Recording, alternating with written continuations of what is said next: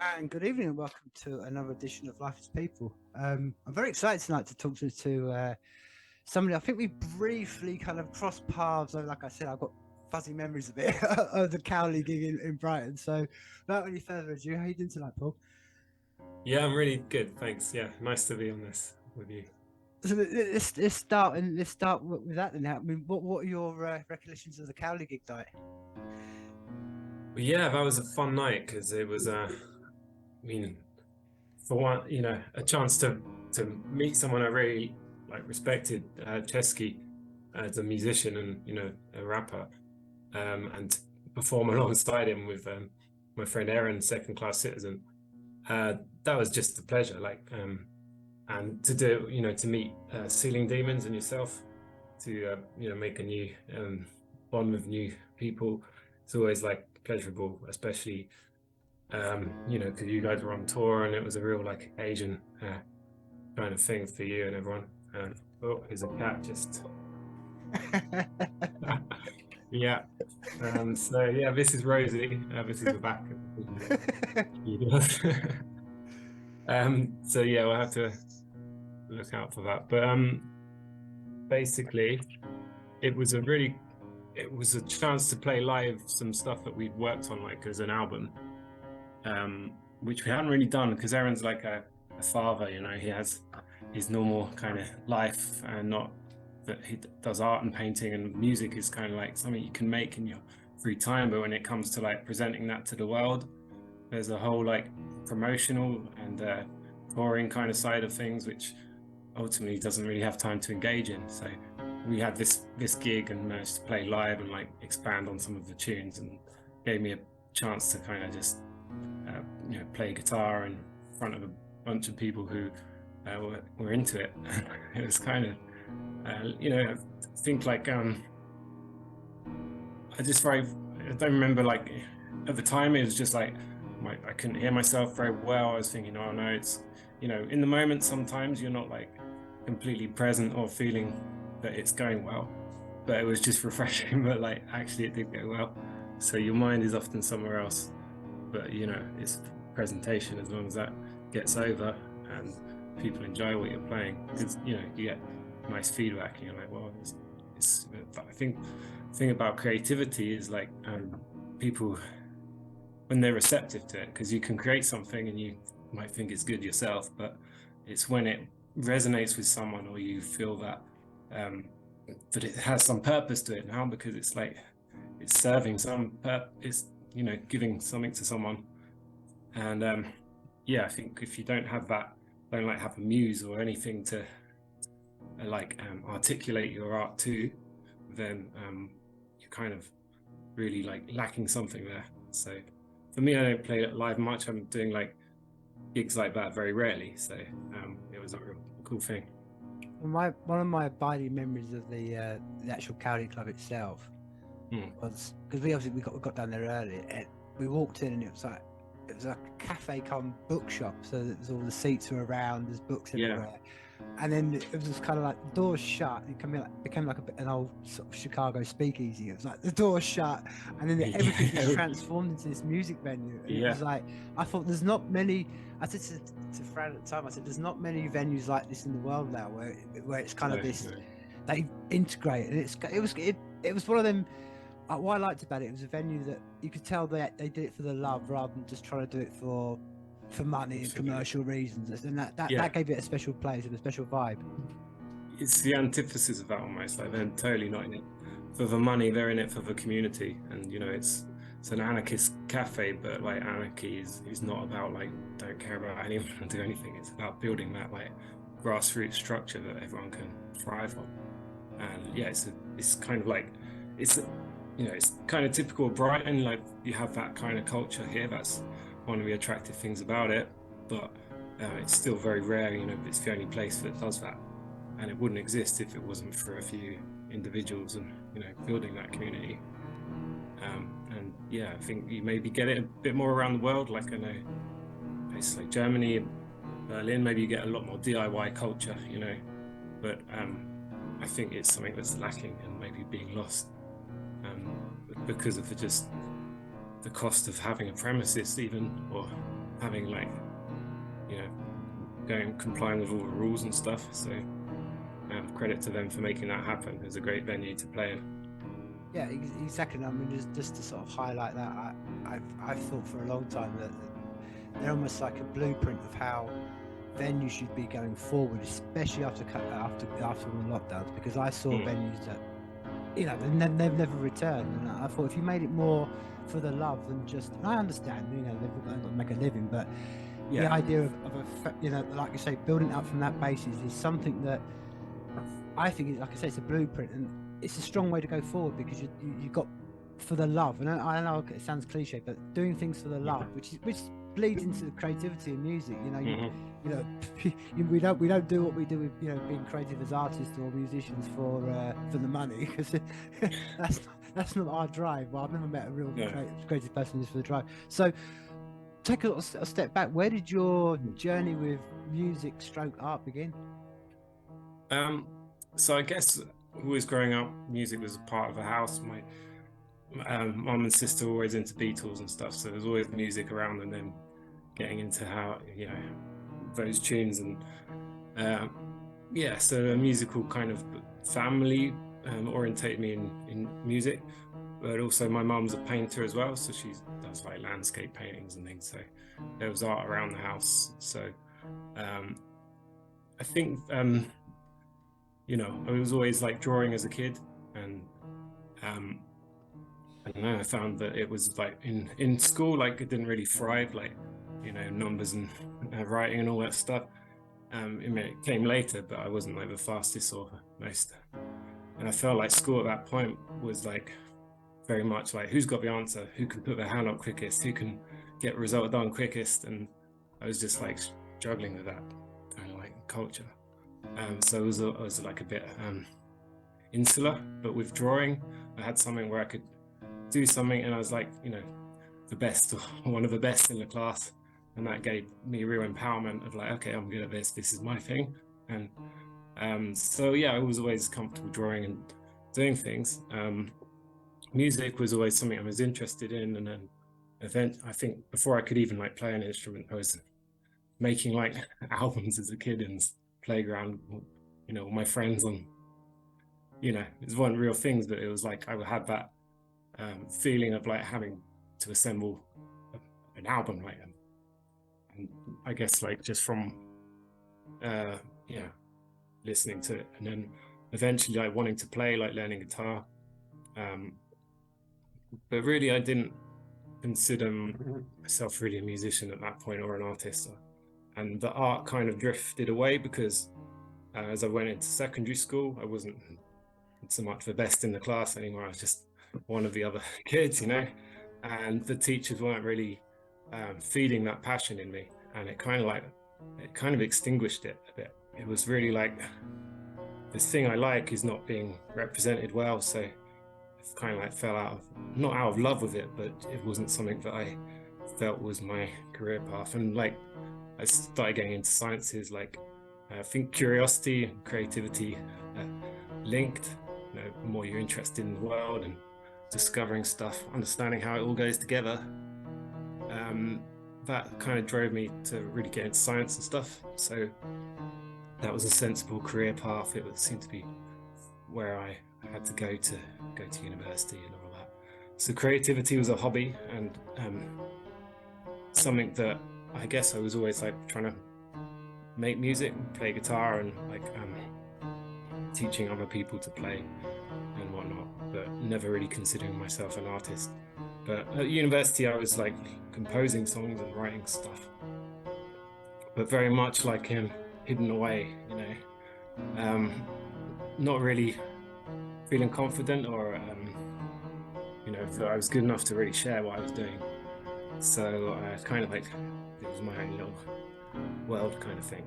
So yeah, I made music, wrote some tunes, eventually got to a point where I you know, did a few open mics and things, and really stepped out of that like insular world and started sharing it, and like really like also like trying to learn more music theory and stuff. So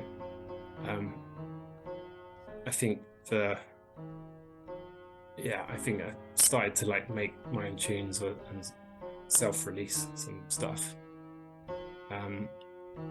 but never really having much audience for it. Like, never really, a few friends would go, "That's cool," whatever, but never really like getting it out to the outside world. I still feel I haven't really done that. But in more recent years, I've just been getting into like jazz and learning just jazz improvisation. So like taking what I know of guitar and then making it much harder and really challenging myself beyond what I could do. And sometimes you've got to do that, really like get out of your comfort zone and try something new. And found like there's a community in Brighton of people like on similar journeys, like not professional musicians, but people who have that like creative desire and want to get together and make something of it. So there's so many points I kind of want to sort of just to focus on. So just out of interest, I mean, I almost had a very similar sort of journey to you about with regards to art and stuff. And one of the things that got me into art originally was album covers. And then, like I say, I went through secondary school and I was doing, I was literally just copying. I was a massive Iron Maiden fan, so I was copying all the album covers, doing them spot on. And then you'd go to school and they'd be like, wouldn't recognize it. So did that ever cross over for you? Was that something that, the music and the art, did that ever? Yeah, no, it totally was fascinated with that, like the whole package of music. So I remember doing similar things, like I'd have my tapes, I wouldn't just write the tracks, I'd like draw the album cover or like draw the logo or whatever. And so interested in that kind of thing, and how you like present music is something which is fascinating, but even now I kind of struggle with it when I make something. I'm like, what does this look like? Like, what is it in a physical form? Because especially like instrumental music, it's so objective. Like you can make a tune and it might say something to someone that, it might sound happy or sad or certain color or whatever, but beyond that, it's just interpretation. And as soon as you maybe pin it down, it's becomes something it maybe isn't, so I always make music with a kind of throwaway title, and then have to think afterwards, what is this like? And that's kind of a stage where I'm at with some music I've made. I'm pretty much finished the album, and I'm now like, well, productizing it. So it's a different set of skills, and not really I want to share it with the world, but I'm kind of like getting to the point where I'm a bit burnt out by it, because it's final decisions really, that are all mine to make, and it's not really it's the creativity of the music which is the most appealing thing. I just want to get on to the next thing. So on that point, which you mentioned beforehand as well. Now I've spoken to many through doing this, doing these podcasts. I've spoken to many creative people, and I've had almost two binary answers to the question of learning theory of music. I've had some people that told me it was the worst thing they ever did, because they got so rigid in it that they would love the idea of just being free expression, and whenever they sit down at a piano or guitar, it's almost it's in their mind, so they spend ages trying to break through of it. I've had other people saying completely different. It took them to different levels. So which if you are in that binary, what's your experience with theory or music? Did it help you or hinder you think? I think there's certain ways you could go too far into that and it becomes something you've forensically analyzed so much, and you can't break the rules so easily anymore. So I started out just teaching myself, and but I think the more bits you learn, like it just adds so much more dimensionality to what you're doing. So just learn different chords and how they have different feelings and how they go together and resolve. So that was the eye-opener in jazz, like the understanding that it doesn't sort of matter what key you're in, there's a structure to music that is tried and tested. It's like it's not like you're giving away the magic or losing that. You're just aware of what it is and how it functions. And really it's just like vibrations which work with other like vibrations. And you've got your root note, you've got your octave, and you've got notes along the way, the fifth, the third, the seventh. These all have different colors, and once you understand that, you can really piece together music, and it's more useful in creativity to know that if you want to add drama or tension. And I think like music is like pretty core to our human experience, I think, because like like cavemen and art as well, they were painting in their caves, they were creating flutes, they were singing harmonies and stuff. That's much else to do apart from experience nature and live in that moment. But it's like music is something which is in our language, in everything. It's how we perceive voices and things. And 100%. it's interesting. One of the things I've always loved about music, particularly, and now I'm fortunate to have lived in other parts of the world, but it's the language that I've always said art and music are universal languages, because Exactly, yeah. and that is a beautiful thing that we as humans have got, that we can express ourselves through forms that language, it can all get tumbled up and even in English, words can get so mixed up and stuff. So so when like you just mentioned then, so when you are like, so for instance, your latest some Bandcamp, the Vault from the Sky, do you have the album, do you have the title first and then you think, okay, I'm going to build a set of music around that, or do you build the music first and then the titles come afterwards? I haven't really approached it that way. I think that's sort of maybe the next step, really, to have some kind of conception of what you're doing, right, and maybe what the message is or the theme. At the moment, like, I've just really made one tune and then made another and then assembled them together in a package. That's sort of been and then it's like, well, I've got to call it something. So trying to understand, especially when they're all very different, it's like, what is the commonality of a message here? So yeah, I've just gone for like titles that just sound okay. Not really thinking about it much more. Finding a picture, cover art, and that was I made the music and I like had a picture of the sky, so that's where that came from. It's a pretty basic concept, but I think I'd like to conceive something a bit more of a method to it, maybe another project in the future. So on the music one, how did your process work? I mean, it's different. I mean, I'm always fascinated with music because I've dabbled a little bit, but my ideas for when I paint or draw or anything, it tends to be, I'll always keep a notebook by my side of my bed, because I'm inspired by the dream sort of state quite a lot. Is it the same with music? Do you have, I mean, I'm always fascinated, will you have like a chord you like, or a little, even just a couple of notes or something you like, and then that is the inspiration for it? Or do you sort of sit beforehand and think, okay, this is what I want to put together? I mean, how does it work with you? It can be varied, but yeah, I mean, mostly the latter, but some like approach stuff from different angles as well, like more of a singer-songwriter stuff, so strum a chord, make a sound, or have something you're trying to convey, like a few words even in your head already, build a song from that. So that, I feel, is less music, more kind of poetry as well, because you're kind of like you're writing as well. But when I'm making it on the computer, I feel like I just build it from bare bones. So I usually start with a beat, like something to keep me in time, and that could be a loop or something I've just like basically rattled out.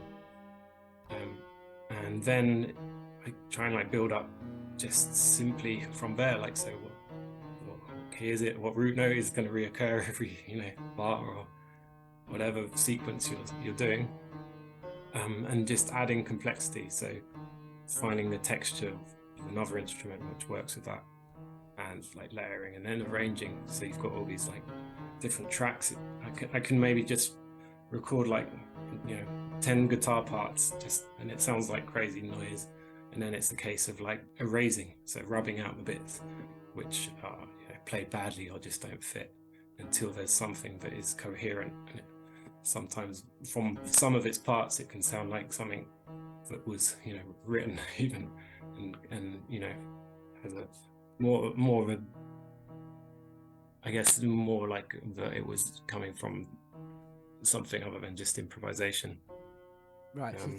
So will you record? I mean, from sort of gathering what you're saying, you'll record more digitally than analog. Yeah, I mean these days, yeah, for sure. It's just straight into the sound card in the computer. Right. It's very convenient now to do that. Yeah, but it becomes like the trouble with the computers that, you know, I work in computers as well, so it's sometimes not the kind of like thing I want to do after work, go and sit in front of a computer again, even though I want to do that creative thing, sound engineering and whatever. It becomes a bit of a computer driven task. So yeah, trying to maintain some attachment from that. Like I like to, you know, like we say, conceiving in a different way of like writing something first and then taking it to the computer. I think is probably a better way to have some kind of idea rather than just finding a beat, making some stuff, and you get lucky, but you could end up making something pretty boring or just doesn't have any kind of journey or beginning or end. It's just a bunch of sounds like stacked up. So on a guitarist one again, I've known many guitarists in my life. I mean, so it's a double-edged question, really. What guitar would you know is your fallback guitar, and are you someone who has got many guitars, or do you just have one? Because I know guitar players who they fall in love with like maybe a Strat and they play that for ages, and then they go to a Rickenbacker and they have, you know, maybe 6 or 7, and they will play around with them. So are you a kind of person who has many guitars or just one guitar? I've got a few now, yeah. Nice. Yeah, like I've seen like 6 or 7, yeah. The different types. So, I mean, I guess I used to always just strum an acoustic guitar. That's, you know, the easiest way to directly get involved in the music. It's just there, you're starting instant. Anything where you've got to put a process of assembling something or doing something ahead of your creative urge, that can be a barrier sometimes, because like you say, you've got notebooks and stuff. You could so easily lose that if you didn't, you know. But yeah, acoustic guitars, but electric. I think you kind of like both of them. You know, they have different applications. And then the acoustic classic guitar, I think, is like probably the nicest to play in terms of like the feel of it and the sound quality of the instrument. So my latest guitar is actually like a hybrid. It's a nylon string in an electric form body.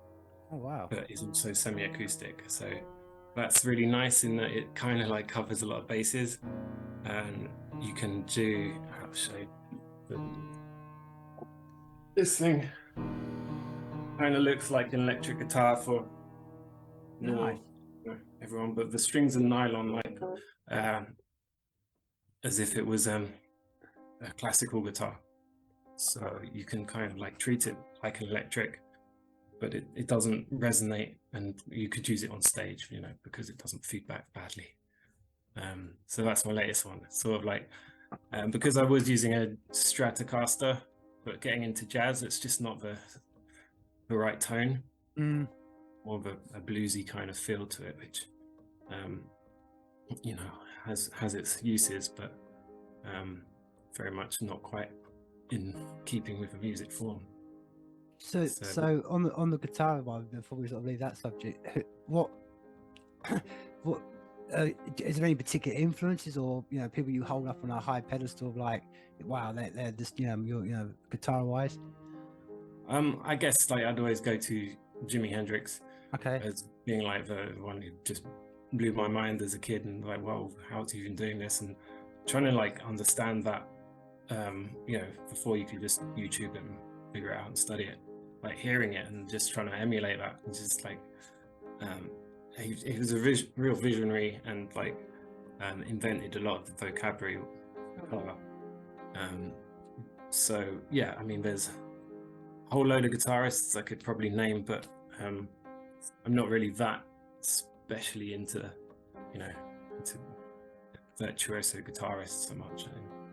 I think like growing up, my main influences beyond like, you know, Jimi Hendrix and that was like Kurt Cobain and stuff, not necessarily like you know, a great virtuoso guitarist, but actually, in retrospect, invented a lot of the modern vocabulary of music in terms of like grunge and music that came after that. Well, yeah, I mean, this is one of the things that, and I do sort of see there's a bit of a revival going on, but I've always loved going back, and I'll go back as far as I possibly can with the blues, because I think some of those guys, what they did with guitar and what they had, I mean, it's one of my sort of things. I would love to have seen B.B. King play live. I would love to have seen Gary Moore play live. I mean, there's just some virtuoso. Well, and I'm just seeing the clock, so we've got 10 minutes left, so I'm hearing him talk about art yet. So let's take a complete left turn and let's talk about artwork. So on your art process now, one of the things that's quite obvious when you go to your sort of social media, you do a lot of animals, and you do. Are animals your sort of main inspiration for artwork?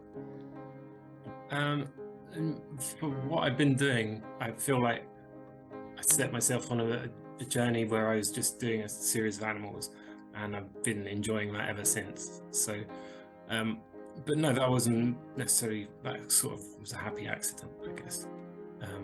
I've got a friend who you probably met at the gig at the Cowley Club, Aaron, who I played with. He does a lot of like abstract landscapes. He uses a palette knife, not really a brush much, and so we've been hanging out. He was painting something, and I thought I'll have a go. So it was this painting, the turtle behind me. I just painted a blue canvas, and I didn't even have a goal. I was like, well, this could be an abstract piece. It could be anything at that point.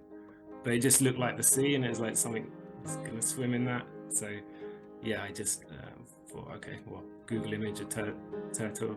Well, that's gonna be easy enough. But actually, like, really, the thing about the animals is they may look easy, that's the colors or whatever, but once you get into the nitty-gritty of the detail, there's like so much to it, and it's a study of that. It's like a communion with that animal. Like, you're looking at it so much and really understanding how it's built, and and there comes a point when so my process is more just like iteration. So I'll draw it basically, and then I'll fill it in, I'll color it, work the layers of color, and just refine it until it becomes something quite detailed. So I've never really learned proper process, like, I mean, that's probably, a fine artist would just go straight in and get it right first time, sort of thing. But I enjoyed that like process of discovery, of making something, and kind of through trial and error, and then arriving at something that looks good. Like, even I can say that I'm really proud of what I've done, because they look like real animals. It pulled it off. And there's a point when you're doing it, when you're just doing the details, and then it's on the wall or something, and you look at it, and then suddenly it's like it's living. It's got that glint in its eye. It's like it's 3-dimensional, and like, wow, it's sort of hyper real now. It's beyond the photo that I've copied, and it's become a new living, breathing piece of art, kind of thing. And so yeah, I've done that a few times now. I take my time on them, but I think like that's not the end of the story. I think at some point I'll do landscapes and maybe do some experimentation, more abstract. But yeah, it's kind of like I tried to be loose in my style, more impressionistic, but ultimately like got into the refinement of the detail. So yeah, it's kind of like, whilst I wanted to go that way, I feel like I got into doing what I'm doing, and that's where I'm at. Well, I think it's important to sort of say, and I mean, I don't actually think there is a correct process. I think it's just however you do it. And the other thing as well, that it's fascinating. You're the only person that's ever sort of thought something I've always thought. I've always thought when I've drawn animals that, or just live creatures particularly, that, like you say, the longer they spend on the canvas, the more they change. And people think, oh, well, no, once you paint, that's not the thing. As you know, when paint dries, it has a different, and over time it becomes something else. And they almost take on I don't want to get metaphysical, but they almost take like a soul of their own, and it's like, before you know it. I love one of your little posts, the fact that, I don't know, your cat was just almost, it got to the point of like, I know that's there, but I don't know it's there, and that's the beauty of art. So Do you work in acrylic or do you work with oil or? Yeah, acrylic. Okay. Yeah, I think that's more like it's got challenges because stuff dries quickly. Mm-hmm. But I just work in like one color at a time usually, just layering up, usually starting dark and then building up, coming in with some highlights at the end, which is, I think, necessitated by the drying time, because you don't get so much time to blend. And in oils, I think would have that advantage, so you can just work it and like merge one color into the other a bit more. But I haven't really experimented much with that yet. I think again that's a part of the journey will be to do that. So do you think there'll ever be a point where, I mean, just in yourself, you have to answer this question, but do you think there'll be a point where you would take that and go out on stage and do, paint live with somebody else, like a bit like I do with the art thing? But I've see, the reason that got me into that, I've often been to so many gigs and think, why isn't there just an artist up there that's doing something? Yeah, no, it's I think that fascinating. it goes back to what I was saying earlier on. I think music and art are interconnected, but that it's been separated over and over in time with computer artwork, so it's become two separate issues. But I mean, is that something you would be in your wheelhouse or not at all? Yeah, I mean, music and art, I think, as you say, go hand in hand. They feed each other.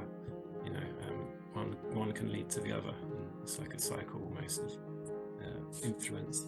And yeah, what you're doing, I think, is really interesting because you're bringing that that kind of chaos or the energy of that performance, and you're articulating it in a way on screen. So you're working very fast as well. So I haven't really got into, my style is pretty slow, but I think it's an interesting idea.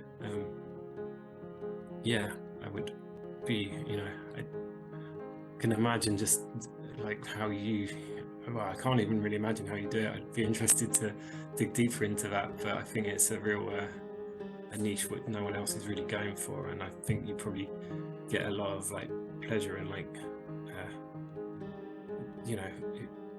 I think it adds to the music of the band because they've got this kind of unique aspect to it. It adds like some kind of additional like intellectual interpretive layer to it as well, like you're feeding off them and their music is represented by your art as well. So. Yeah, I mean, I would probably just equate it very quickly to probably a bit what it'd be like if you were a guitarist doing jazz. You are stepping out yourself and going, right, I have to be in the moment.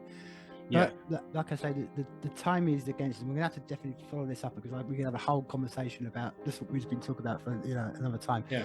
But there's two things. Where can people find you on social media? So on Instagram, Politeness, PAULITENESS, and Paul Drury on Facebook and all of that stuff. Bandcamp, Paul Drury at Bandcamp. Well, perfect. Like I say, it's been an absolute, brief but pleasurable, conversation. And before I do, I would just like to leave you with the final word, really. Oh gosh. Well, again, I'd just like to echo that. It's been really cool. And I think just through like presenting stuff just on Instagram, whatever, it's good that it kind of can resonate, and because like I said at the outset, like having an audience or some kind of muse to what you're doing, something that gives you that fulfillment of a purpose of making the art in the first place. Like you don't want to do it just to not share it with the world. So just going to keep on doing that, and I think like not trying to like be apologetic or like hide what I do, try and be a normal person, because ultimately we are here to do interesting things, and like not to apologize for being crazy and creative. And I'm going to try and do more of that. Perfect.